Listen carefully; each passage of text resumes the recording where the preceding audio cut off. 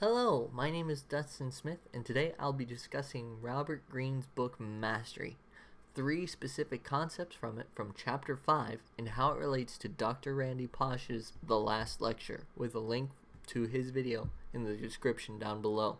To begin, on page 180 of Mastery by Robert Greene, he goes on to talk about the primary law of the creative dynamic, where he says that if you work with half your heart, it will show in your work. He later expresses that if you're not passionate about what you're doing, your peers will perceive it as well. This dissonance between what you're currently working on, what you want to do, must be avoided as much as possible. It can lead you astray, waste time and energy, just because you don't feel committed to it.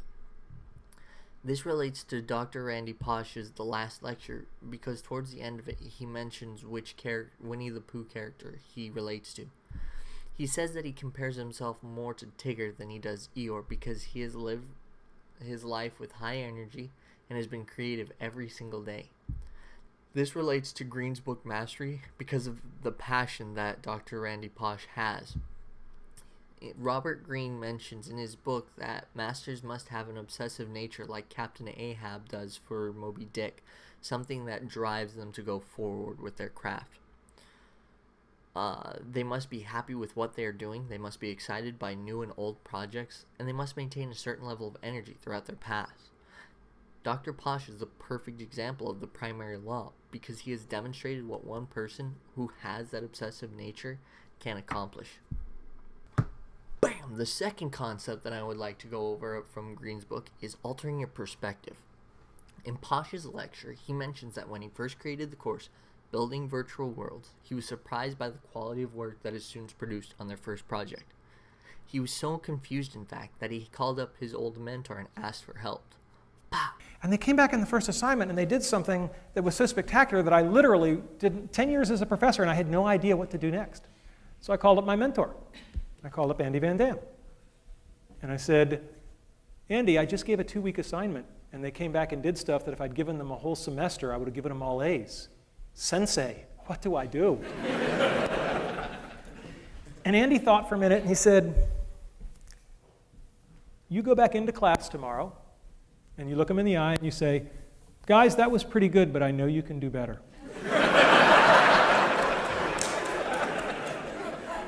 And that was exactly the right advice, because what he said was, you obviously don't know where the bar should be, and you're only going to do them a disservice by putting it anywhere. And boy, was that good advice, because they just kept going. This allowed Dr. Pausch the opportunity to change his perspective about teaching this class. True, he could have given his students all A's, but his mentor was right. This would have set an imaginary bar that didn't need to exist and limit what his students would create in the future. This change in perspective not only allowed Pausch to grow, but his students as well. This goes back to Greene's book about changing perspectives and how we like to categorize objects, people, and events with a shorthanded perspective. A master is able to step away from this shorthand and thus look at problems with a more detailed view, thus allowing for more solutions to be generated. Masters are able to perceive things from different angles and analyze small details that others miss. This perception allows for more creative solutions while understanding what the true underlying issue is of the problem. And the final concept that I would like to discuss is the authentic voice. Greene uses John Coltrane as an example of someone who created their own voice. He discusses that Coltrane submerged himself into music and studied it vigorously to create his authentic voice. This allowed Coltrane to become a master jazz musician. The same can be said about Dr. Randy Pausch. He submerged himself into his work and thus created his own voice.